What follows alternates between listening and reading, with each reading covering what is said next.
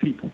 Ted, one of the speakers that are going to come on next, the guests that are coming on next, are going to be talking about the Armenian Genocide. And there's a terrific book that Peter Balakian called The Black Dog of Fate wrote about the Armenian Genocide. But it strikes me the same way where you had this overpowering, in this case, the Ottoman Empire wipes out the Armenians. In your situation, the Jews are portrayed as cowering. They tie in together. The Armenian Genocide is not the Holocaust, but it is a genocide. And it is important. A huge genocide. A huge genocide. 1.5 million. And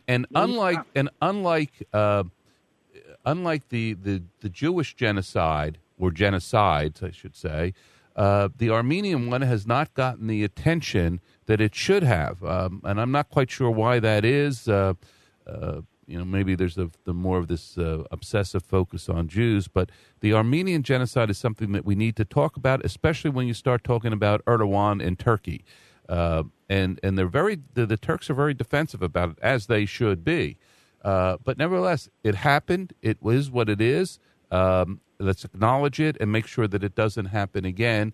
And we should acknowledge it here in America, because this is what we do. We defend and give a safe haven for Armenians, for Jews, and for all kinds of different people, including Sudanese, as does Israel, by the way. Remind me the year of that genocide. 1915, but it continued through 1923, and there were previous ones, just not at that level, for about 2 decades. You mean beforehand. after the First World War, where they were defeated, it continued after they were defeated? To some extent. Most were already murdered at that point. All right. In any event, the point that I wanted to make, and this is really important, is that Turkey and Germany were allies in the First World War. Correct. And when Germany, Hitler particularly, took notice of the fact that Turkey got away with the massacre, he thought that he could get away with it too. Those two are connected. Correct. That is, and you've made an extremely important point. The connection of Nazi Germany with the situation in the Middle East with regard to Armenians and with regard to Jews is something that has to be made. There's been an Islamic anti-Semitism, but it's now been infused with this Nazi era anti-Semitism. We can go on and on about that, but we're going to be talking about the Armenian Genocide in a few minutes. Any final thoughts, Ted, while we have you on? Just a quick point. A quick point on that is that some people thought that Hitler started the anti-Semitism propaganda in a big way, but it's very important to note that Islamic anti-Semitism predated Hitler, and matter of fact, Mein Kampf means by struggle, which is what jihad is. And that's where it comes from. And Hitler had as his right-hand man the Grand Mufti of Jerusalem, who was very anti-Semitic, and he was counseling Hitler about all these policies which reflected Islam. So some people like to think that Hitler was the leader, but really it comes from Islam. Ted Belman, in IsraPundit.com, IsraPundit.com. Thank you for coming on today. My pleasure. Thanks for having me.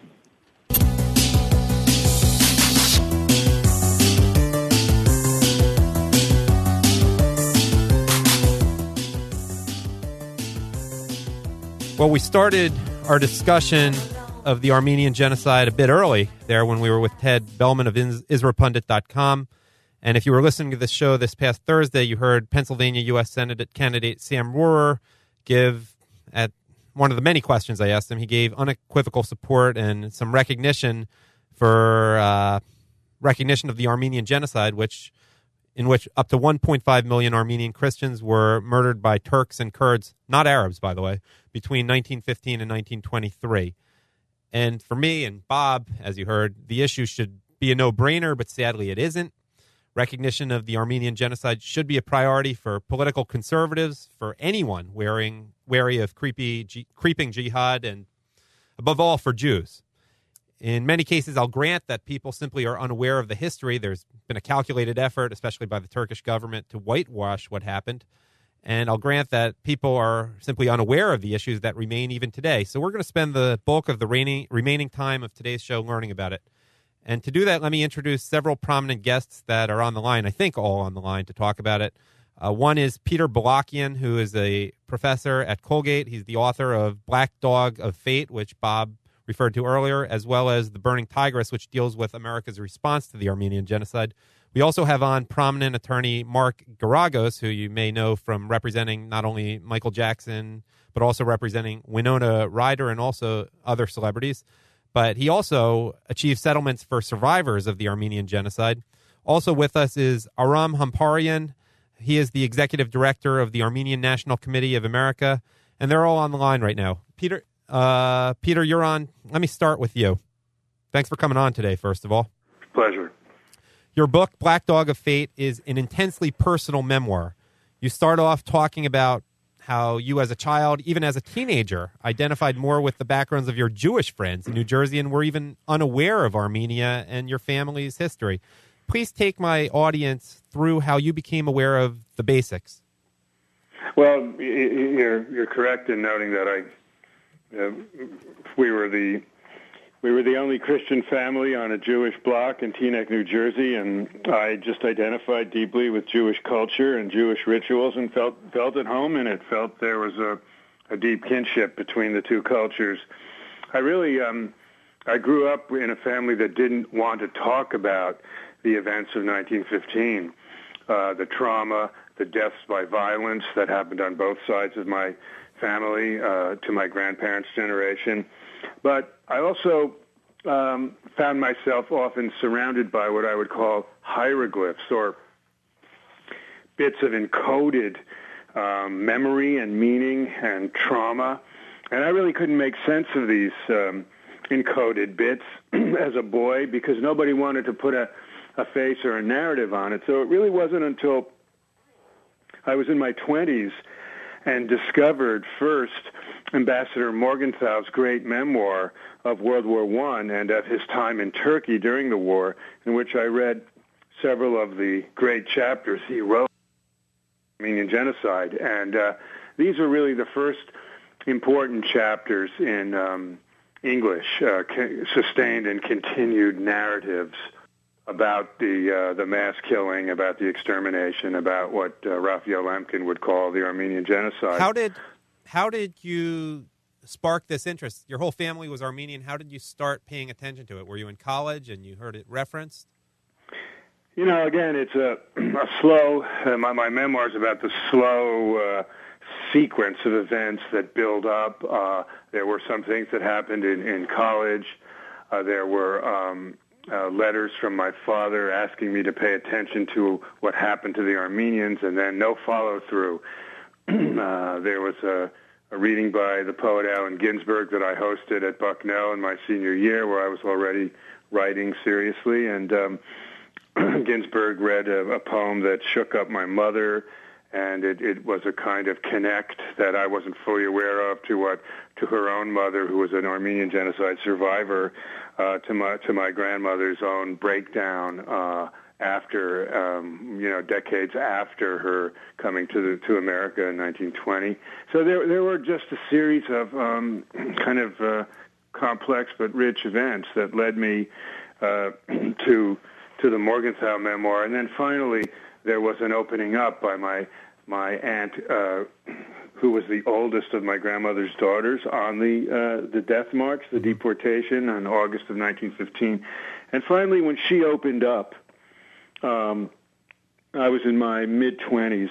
It finally brought things together. It put a narrative in place, and then I began to pursue this history as a writer, first as a poet, which is what I am trained in most deeply and what I do most, but then as a memoirist and then later as a historian.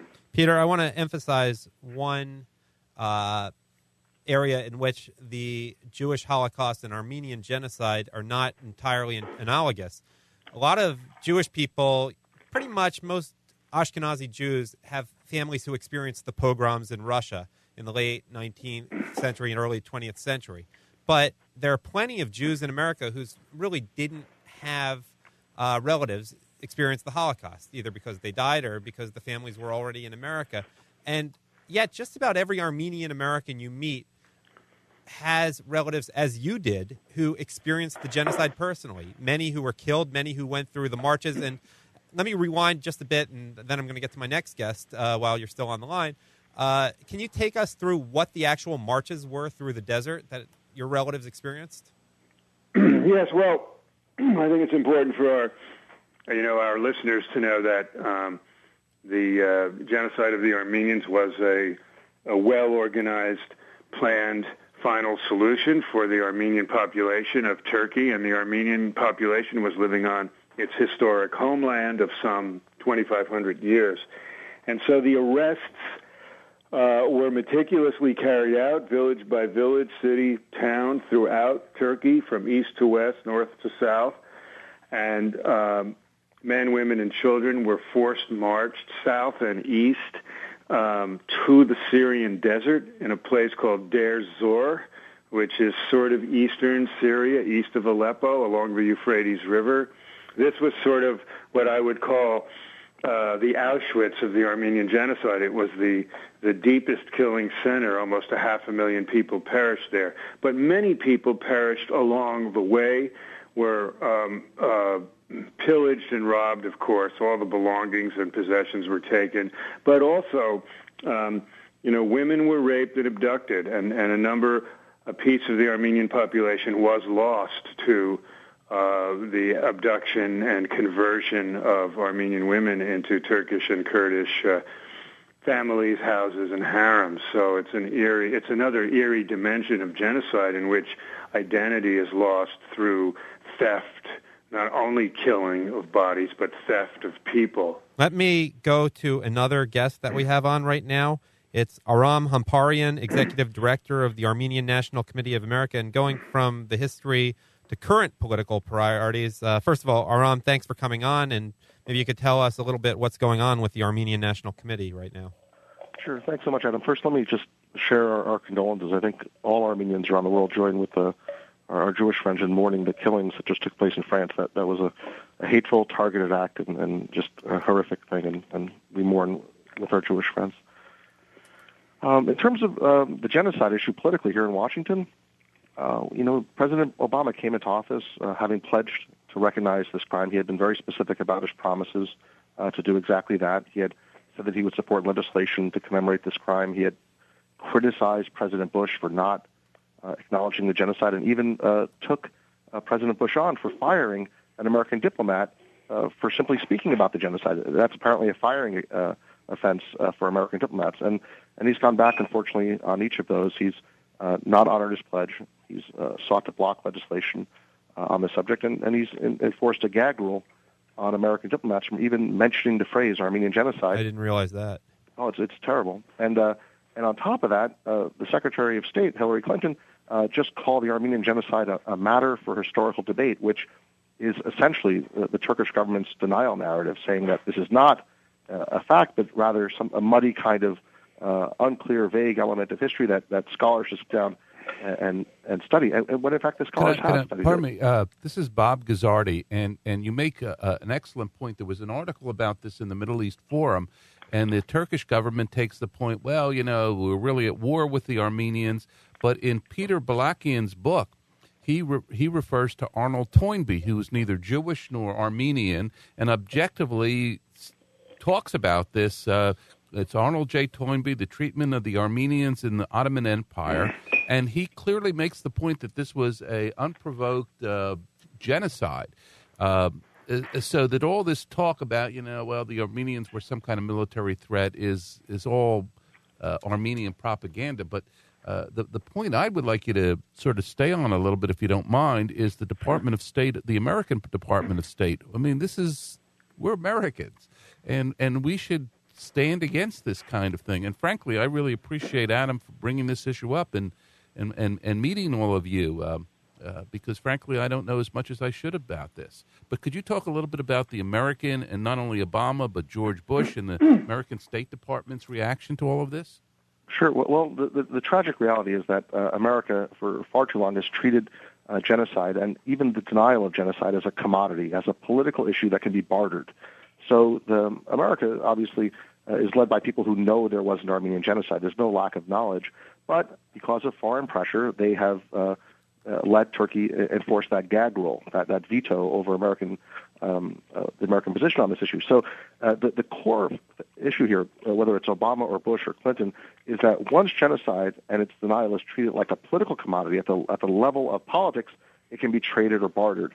If we treat genocide like a moral issue the way it should be, then its complicity and its denial is impossible because our stand against it is unconditional. And the tragedy here is that if you treat one genocide's denial like a commodity, it's just a matter of time until another gets treated the same way.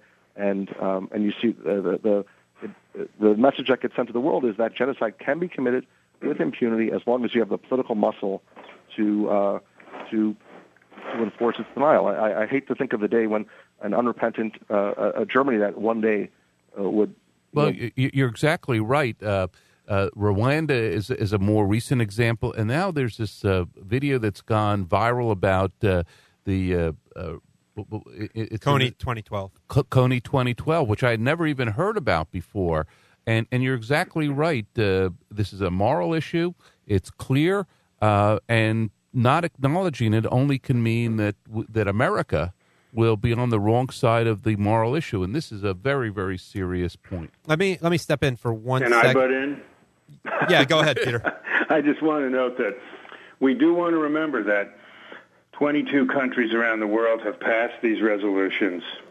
Israel's not one of them. It's only really the U.S., Israel, and the UK that are the most susceptible to Turkish pressure, and the pressure is leveraged through military bases, mostly about military bases and weapons. And, I think the French have set the best example.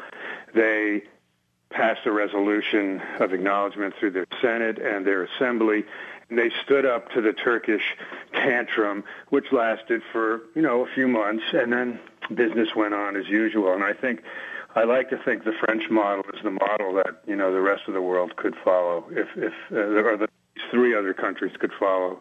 I apologize that Mark Geragos is not with us. He is an attorney, so I understand how these things work, but hopefully he will be on, or we'll have him on another time. We have a caller. Vic is on the line. Yes. Hi, Adam. Thanks for having me. This is Vic Guzzardi, and I am one of the co-chairpersons of this year's Armenian Genocide Walk, which is taking place on Saturday, April 28th in the city of Philadelphia. And there are similar walks around other parts of the country, like L.A., Chicago, Detroit, from what I understand, and New York. Yes, there are similar events like ours, and I know New York has a big gathering every April, around April 24th time, usually on the Sunday. And I think it's important, really, for people to understand the underlying theme, really, for this event. And I think there's, in addition to, as Adam had mentioned previously on the call, in addition to the political and the academic responsibility, I think we as a people, especially in the diaspora, have a social responsibility to really work hard for genocide recognition. And I think that's one thing that's one of our primary goals, especially over the past 4 years, this being the 5th annual walk in Philadelphia. I think that's been really a strong goal of ours to really push through. Aram or Peter, do you want to respond? I know, Peter, you wrote about your experience at the book and also some of the hateful comments made at you when you were participating in one of the similar walks in New York. Well, I think really what's important to, again, for listeners to understand is that the Turkish assault on this history is a part of their foreign policy. It's fueled by $10 million of public relations, and it hasn't succeeded, but it has sort of coerced a couple of major spots on the globe. I mean, the U.S. State Department is the most powerful one. When I say it hasn't succeeded, I mean that I think the education about the Armenian genocide in the curriculum has grown in enormous leaps and bounds in the last 15 to 20 years. There's been scholarly and intellectual recovery of this history. There have been a number of good documentaries that have come out, including the one in 2007 on PBS. Yeah. I think there's a lot positive here, but the Turkish denial is really an unethical and a distorted and self-destructive on the part of Turkey response to its own past. And here I think third-party nations, bystander nations, should play a leadership role in bringing Turkey to realize the wisdom of dealing with its own past. I mean, I do want to credit President Obama with doing this. He went into Turkish parliament, unlike any president ever, and he said to the Turkish government face to face, an unresolved history is too big a burden for your country to carry. You must deal with the events of 1915 honestly. Peter, it was a great moment, I have to say. Peter, let me cut in for a second. First of all, you're listening to the Chai95 Radio Hour. This is Adam Taxin. You're listening on WWDB AM 860. And I want to welcome on Mark Geragos, who is a celebrity attorney you may have heard of, but he also took the lead in filing cases against insurance firms and banks on behalf of Armenian descendants of genocide victims, getting pretty big settlements. For example, in 2004, New York Life Insurance Company agreed to pay $20 million. Anyhow, Mark Geragos, thanks for coming on today. Thank you for having me, and hi, Peter. How are you? Hi, Mark. Well, Mark, let me start off by saying you recently had a little sort of incident with Kobe Bryant, of all people, related to the Armenian Genocide.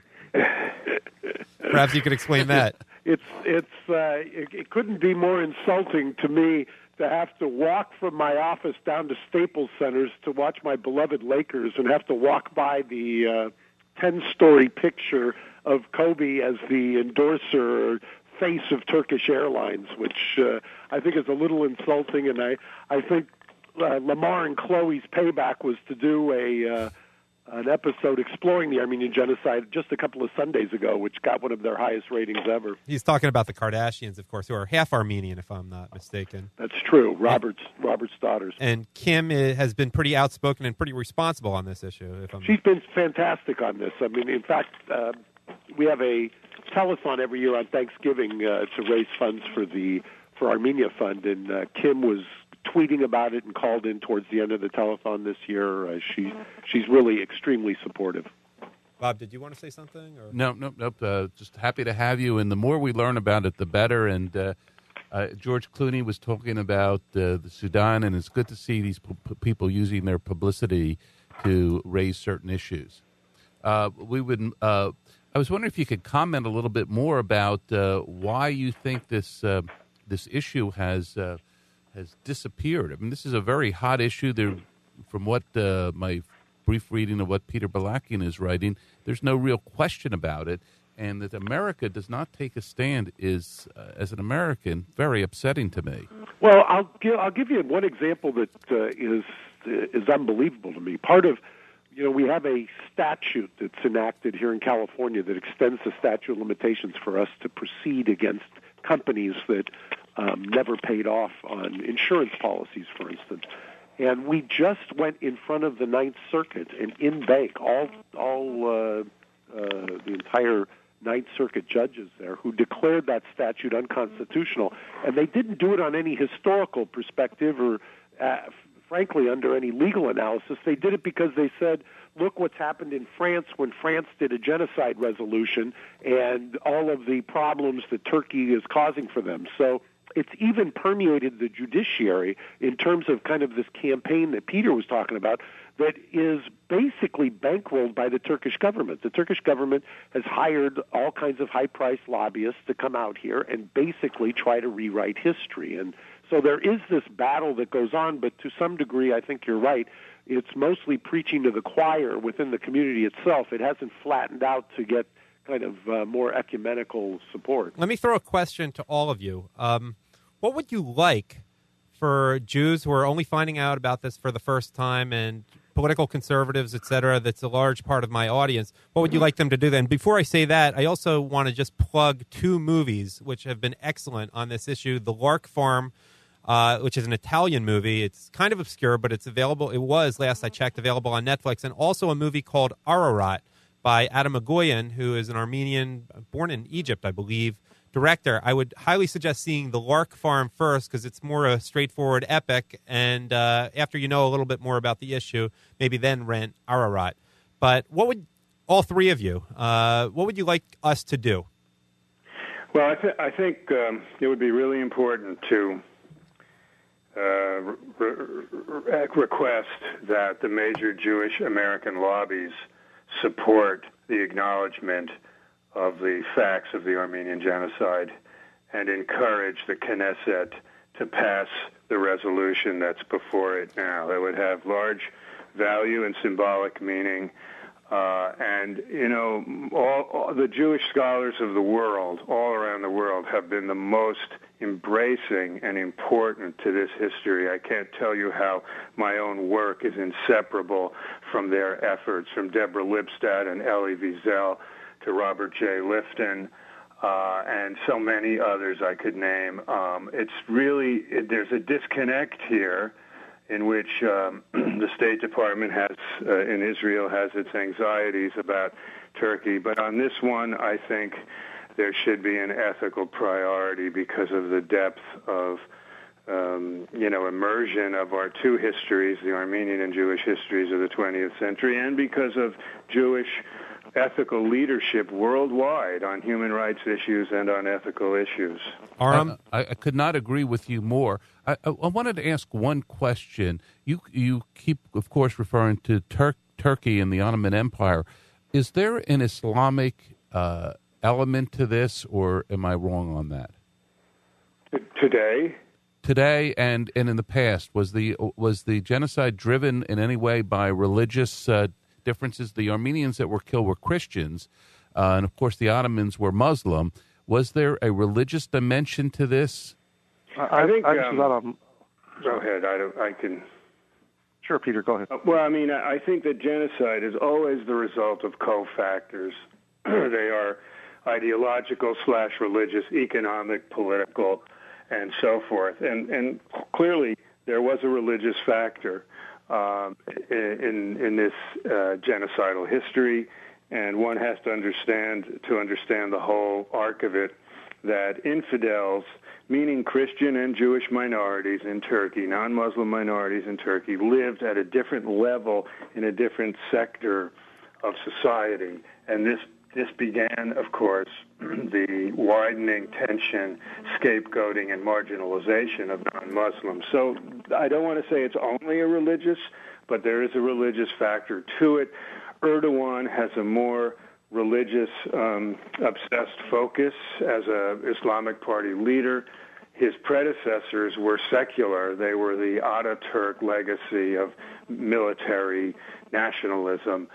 Each regime has done significant damage and denialism to the true record of the Armenian past in Turkey, but the Erdogan regime has a particular religious focus. Before I go to Aram, I want to just add one point, that the genocide was largely carried out not only by Turkish Muslims, but by Kurdish Muslims.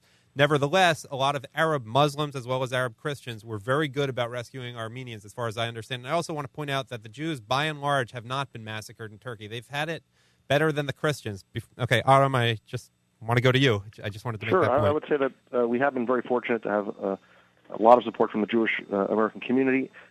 Some of the groups in D.C. have not been as supportive. I think they've been kind of bullied into silence a bit by AIPAC and rather by the Jewish government. I think why did AIPAC do this? I think out of deference to sort of the message from Israel, which is, we need this relationship with Turkey. Of course, the Turkey of 5 or 10 years ago is not the Turkey of today. But in terms of what can be done, I think the trick is to say that, look, Turkey's denial of this crime is wrong. What's even worse is that they're trying to export that denial to the U.S. government and say that, we denied this crime and therefore America must be silent on it, and that's wrong. I would encourage folks to visit, the ANC website, anca.org. There's ways for Armenian Americans, Jewish Americans, and others to weigh in with their members of Congress, to weigh in with the president. And I think what Peter said is absolutely right, to talk it's very important for Jewish Americans to talk to their representatives in Washington in these organizations and say, it's time for our groups to take a principled stand on this issue. I would just add also, even at the state level, South Carolina and now Florida have passed state-level resolutions in support of the Jewish state. There is no reason why the state governments, Pennsylvania state government, should not be aware of this and take a position on it. And part of my trip, I just came back from Israel, was we were talking about the moral weakness, if you will, of Israel. And it is important that we stand on this moral issue and let the consequences be what they are. But the truth is the truth, and this is a genocide, and we need to be very clear about it. We only have about a minute and a half left, so let me just get 20 seconds from each of the three of you, starting with Aram and then going to Mark and then going to Peter. Just very quickly, I would say that as long as we treat genocide as a moral issue, we'll never trade it away. We'll never barter away its denial. That's how we need to understand the fight against genocide as a moral cause. Mark? Well, I think it's an awful thing to allow Turkey to basically buy the U.S. government and our view of what history is. Finally, Peter Balakian? Well, I would agree here that I think the idea that a foreign government can come to our chambers of legislation and office and demand a false narrative about their history, it strikes me as a violation of our own intellectual freedom. It is a bizarre disconnect, and I just hope we can muster the ethical courage to see an end to this era, because it's dangerous in its implications for many other things.